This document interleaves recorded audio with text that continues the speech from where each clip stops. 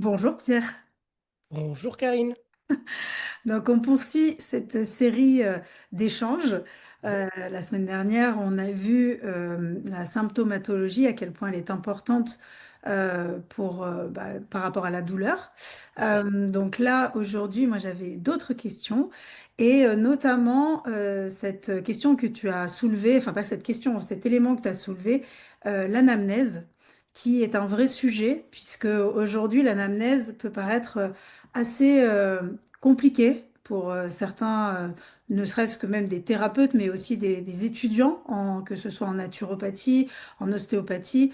La gestion en fait de cette anamnèse, la manière de traiter cette anamnèse peut paraître très compliquée pour certaines personnes. Et on essaie chacun de se l'approprier, d'en faire quelque chose, mais avec des bases forcément qui restent, d'après ce qu'on sait aujourd'hui, pas forcément solides. Et donc, tout cet aspect qu'on va voir autour de la douleur va être aussi relié à cette notion d'anamnèse. Et donc, j'aimerais un petit peu que tu puisses nous en dire plus sur tout ça. Mm. Alors effectivement, comme tu l'as souligné, dans le cadre de cette formation, il y a une espèce de triptyque. C'est-à-dire qu'on part de la douleur. La douleur, c'est vraiment le point de départ à partir duquel on va démarrer notre déconstruction pour par la suite, effectivement, donner un autre élan, une autre perspective à tout, toute la symptomatologie. C'est-à-dire la façon d'appréhender et surtout, ce que va amener cette formation sur la douleur, c'est des clés, des nouvelles clés pour interpréter les symptômes, c'est-à-dire leur donner, essayer de questionner leur véritable statut. Donc, on part de la douleur, on déconstruit, reconstruit la douleur pour voir émerger une nouvelle dimension liée à la symptomatologie, c'est-à-dire qu'on pourra se poser la question, mais qu'est-ce que c'est que véritablement un symptôme, au-delà de ce que nous croyons, et de cette symptomatologie, de ce travail sur la notion de symptôme, nous allons ouvrir encore une nouvelle fenêtre sur justement l'anamnèse. Et cette anamnèse, effectivement, qui est la clé de voûte, à mon sens, de tout accompagnement, hein, que ce soit dans le traitement, que ce soit en médecine, en naturo ou peu importe, même dans l'accompagnement, par exemple, on va dire pour des sportifs, simplement des sportifs. C'est-à-dire qu'au départ, vous avez toujours un questionnement, un questionnaire pour essayer de cibler au mieux les attentes de votre client. Eh bien, ce qu'il faut bien comprendre, et c'est ce qu'on va décortiquer dans cette formation, c'est que ces questionnaires-là sont fondés sur des a priori. Ils sont fondés sur les a priori de nos croyances, et notamment les croyances que nous avons sur certains aspects de la notion de symptôme et de la douleur. Et donc, déconstruire tout ça va nous permettre de donner une dimension beaucoup plus profonde à l'anamnèse, parce qu'effectivement, comme on le disait, l'anamnèse, c'est véritablement la clé de voûte. Et comme tu l'as justement dit, aujourd'hui, la façon dont il est appréhendé, la façon dont il est amené, eh bien, ce travail-là rend les choses compliquées. Et l'anamnèse, eh bien, elle va être tout simplement le reflet de cette approche compliquée. Et ce qui fait qu'aujourd'hui, beaucoup de thérapeutes, notamment, ont du mal à s'approprier, parce que l'idée derrière ce travail-là, ce sera justement que chacun puisse s'approprier une démarche d'anamnèse. Eh bien, il n'est pas envisageable tant que sa perception est rendue compliquée. Le fait de déstructurer, de déconstruire et de reconstruire à partir de choses beaucoup plus logiques et beaucoup plus concrètes. Eh bien, ça, c'est quelque chose qui va permettre à chacun, avec sa sensibilité, son secteur d'activité, et sa propre approche, eh bien, de se créer en connaissance de cause son anamnèse qui pourra beaucoup mieux cibler qualitativement la demande, que ce soit des patients ou des clients. Parce que, comme on le disait, finalement, aujourd'hui, l'anamnèse est rendue tellement compliquée que la plupart des thérapeutes passent assez rapidement, ce qui fait que derrière, eh bien, en fait, le traitement va souvent prendre plus de temps que l'anamnèse, alors que théoriquement, en tout cas dans la philosophie de ce qui m'a été moi transmis dans le cadre de l'ostéopathie notamment, eh bien, c'est William Garner Sutherland notamment qui disait ça, justement parce qu'il révélait, il relevait en tout cas le fait que les gens étaient surtraités parce qu'ils étaient sous-diagnostiqués. Dans le sens où l'investigation était beaucoup trop médiocre, beaucoup trop faible, ce qui fait qu'au final, au moment de traiter, au moment de choisir son protocole de traitement, c'est-à-dire quels outils, comment les utiliser, dans quel ordre, eh bien, à ce moment-là, on était face à une pauvreté d'informations pour nous guider. Et c'est ce qui fait que du coup, plus l'anamnèse est pauvre, moins elle est rendue efficace, plus on est obligé de compenser, de surenchérir par un arsenal technique. Donc, c'est-à-dire d'utiliser des techniques qu'on accumule et donc on va beaucoup traiter. Et c'est là qu'apparaît le surtraitement. C'est-à-dire le fait de venir justement coloniser un petit peu toutes les dysfonctions ou les lésions qu'on peut trouver ou les symptômes que l'on peut trouver chez le patient pour essayer de les traiter. Or, inversement, comme le disait Sutherland, c'est que plus on fait un travail en amont qualitatif dans l'anamnèse et de comprendre véritablement quels sont les besoins, plus on va directement aux outils les plus adaptés pour cette personne-là à ce moment-là. Et du coup, en découle naturellement, et là de façon simple et non pas compliquée, les outils que nous devons utiliser, dans quel ordre, et surtout pour quelles raisons. C'est-à-dire qu'on doit être capable de les justifier. Et non pas juste de faire une espèce de balle-trappe où on tire un petit peu partout en essayant de se dire, bon, ben, on a fait 5 6 techniques, il doit y en avoir 2 ou 3 qui marchent dans le lot. C'est de savoir, d'essayer de vraiment de cibler. Et eh bien, en fait, ça inverse totalement, non seulement la perspective de traitement, mais surtout la posture du thérapeute. Là où on est dans une certaine forme d'ignorance, obligé de combler nos lacunes par du surinterventionnisme, eh bien, avec ce travail-là, on remet de la qualité dans le travail d'investigation et de compréhension, c'est-à-dire qu'on va laisser plus de place aux patients et moins de place à notre théorisation, c'est-à-dire à ce que nous croyons savoir, ce qui va nous permettre de développer justement une anamnèse beaucoup plus efficace et donc d'intervenir beaucoup moins. Et ça sera véritablement ce qui pourra être le plus juste et le plus adapté pour répondre à l'adage d'abord ne pas nuire. C'est-à-dire que Et moins on intervient, moins on a de chances de nuire. oui. Parce que plus on intervient, plus on augmente les probabilités pour que les interactions entre les différentes techniques, les différentes interventions viennent générer une réaction qui nuise à l'ensemble de l'état du patient. Donc, il va y avoir effectivement, au travers ce travail qui à l'origine est sur la douleur, parce que c'est le point d'origine, un travail qui par la suite, par effet domino, va coloniser finalement toutes les étapes clés du travail de thérapeutique avec les patients, mais aussi d'accompagnement. Parce que là où on va décider d'être extrêmement interventionniste dans le premier cas, mais par ignorance, et c'est ça il faut se rappeler, parce qu'il y a quand même aussi cette hypocrisie où on a l'impression que ceux qui interviennent beaucoup, c'est-à-dire qui utilisent beaucoup de techniques, c'est justement parce qu'ils les maîtrisent. Mais en fait, non. Ceux qui interviennent beaucoup, c'est justement parce qu'ils ont des lacunes dans la compréhension de ce qu'ils ont en face d'eux. Et comme ils ne savent pas ce qu'ils doivent utiliser, eh bien en fait, ils utilisent un petit peu tout. Donc là, il y a aussi un changement de perspective, de compréhension à avoir, que ce soit chez le thérapeute ou chez le patient.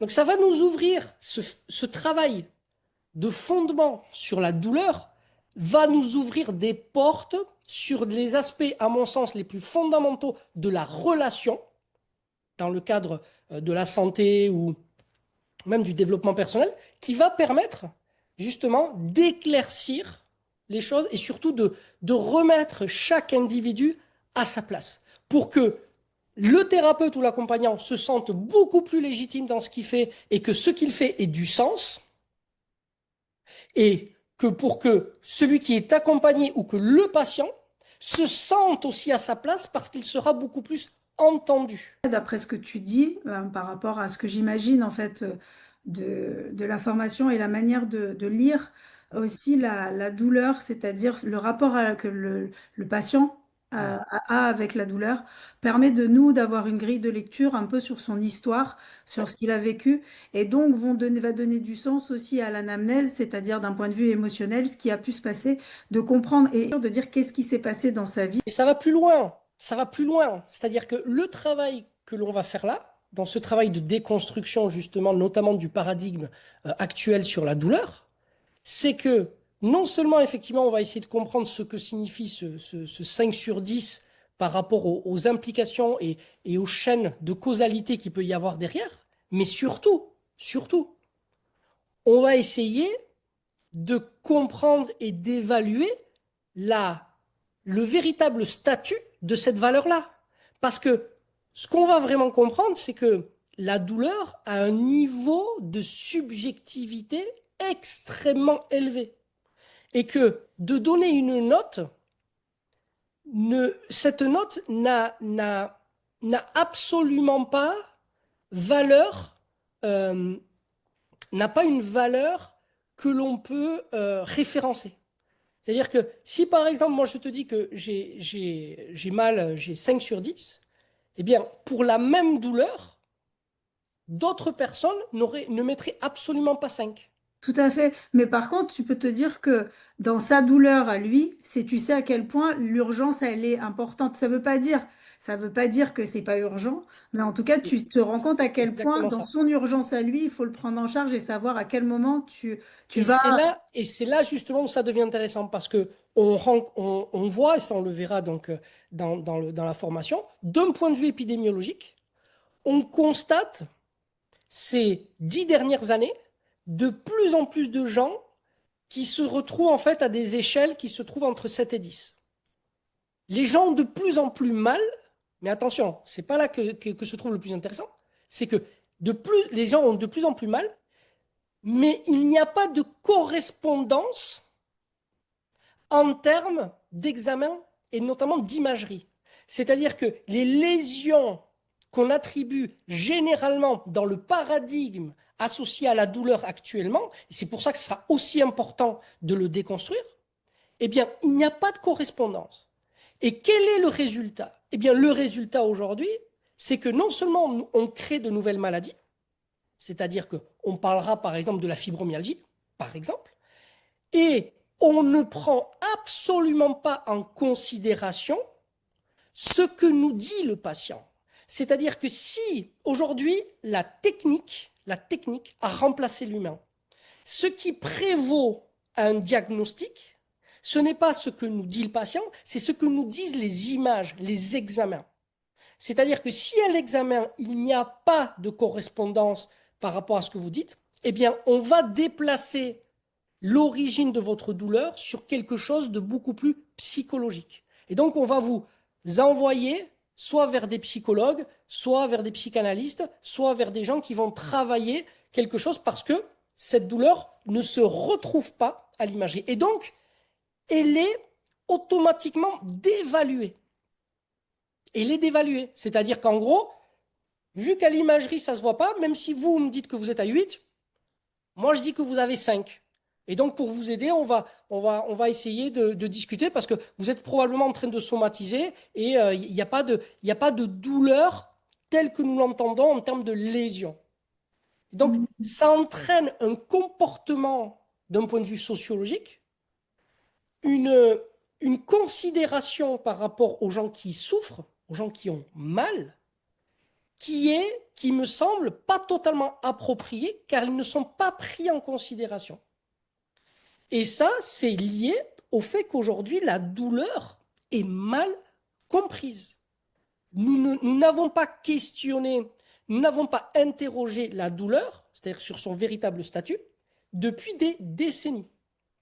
Et pourtant, à l'image du travail que nous avons fait au sein de l'Académie par rapport aux grands concepts comme l'homéostasie, l'hormèse ou l'homéorésie, eh bien, la douleur a aussi eu ces révolutions scientifiques qui nous ont permis de dépasser le paradigme qui pourtant est encore d'actualité. Sauf qu'aujourd'hui, ces implications, ces conséquences sont énormes parce que, comme on l'expliquait, la vision que l'on a de la douleur a une incidence sur la vision que nous avons des symptômes. Et la vision que nous avons des symptômes pilote et dirige notre anamnèse. Et à partir de là, dans ce triptyque, eh bien, on se retrouve avec une lacune tellement grande eh bien, que le patient perd petit à petit sa place au détriment d'une d'une au détriment d'une médecine, je dirais, qui est essentiellement centrée sur du théorique, sur du cognitif, sur de l'intellect. Il y a un sujet, et je pense que ça fera l'objet d'un autre échange qu'on va avoir, parce que ce qui me vient maintenant, c'est aussi donc le lien avec le stress et les émotions, puisque comme on est dans une société où il y a beaucoup de stress chronique, et donc cette façon de supporter en fait cette douleur est forcément en lien avec bah, les émotions qu'on peut avoir, le stress qu'on peut avoir, et ça, je pense que ça sera l'objet d'un autre sujet pour à suivre pour un prochain échange. Donc, en tout cas, là déjà, on a un petit peu On a introduit introduit. l'anamnèse. Mhm. Et je pense que l'anamnèse, justement, ça, peut-être la douleur va être un point d'entrée pour Ah oui, voir à quel point la personne, d'un point de vue émotionnel, d'un point de vue stress, parce que les personnes qui sont stressées pensent toujours qu'elles vont bien et oui, qu'elles ne sentent pas le stress. Le stress chronique, elles ne le sentent même plus à un certain stade. mhm, Et nous, pour nous, ça peut être un point d'entrée à l'anamnèse pour se dire, effectivement, il y a des choses qu'on doit aller creuser et oui. bien apporter des solutions. Ouais. Mais pour ça, il faut être capable de recueillir et d'interpréter les signaux Tout et à fait. donc d'avoir une grille de lecture sur la douleur beaucoup plus systémique que celui que nous avons actuellement. Parce qu'aujourd'hui, je dirais 80% des messages que nous envoie le patient passent complètement à la trappe parce qu'il n'est pas inclus dans notre logiciel par rapport à ce que nous comprenons de la douleur. Et donc, on laisse passer ça. Et là, on va voir que non, il y a beaucoup de choses qui passent. Il va falloir notre filtre, il va falloir le, l'agencer différemment parce qu'on perd beaucoup trop d'informations essentielles qui va justement transformer, mais complètement, notre approche de l'anamnèse. Donc, la façon de questionner, d'interroger, de prendre en considération, mais du coup aussi, et j'insiste, c'est ce qui va déterminer la démarche thérapeutique par la suite. Ce qui va faire qu'on va être interventionniste ou pas, ce qui va faire qu'on va vouloir traiter ou qu'on va vouloir plutôt soutenir. Donc, il y a beaucoup, beaucoup d'éléments qui sont déterminés à partir de ce concept de douleur. Ça nous donnait en fait l'histoire du patient en fait. Et c'est là en fait que c'est important de voir le rapport avec la douleur et déjà son histoire à lui et pour pouvoir le traiter, en tout cas, de mettre en place des choses qui sont le plus adaptées pour lui. Écoute, j'ai hâte de cette formation, encore une fois, J'ai hâte aussi de partager ça avec vous. qui aura lieu le 8, 9 et 10 novembre à Lyon. Oui, Encore une fois, le lien sera en description. Il reste peu de place, puisque encore une fois, on a choisi de le faire avec peu de personnes en présentiel pour qu'il y ait des liens et qu'il puisse y avoir beaucoup d'interactions. Donc, pour laisser la place aussi à tout le monde. C'est aussi pour cette raison qu'on a limité le nombre de personnes. Et il y aura par la suite aussi une supervision.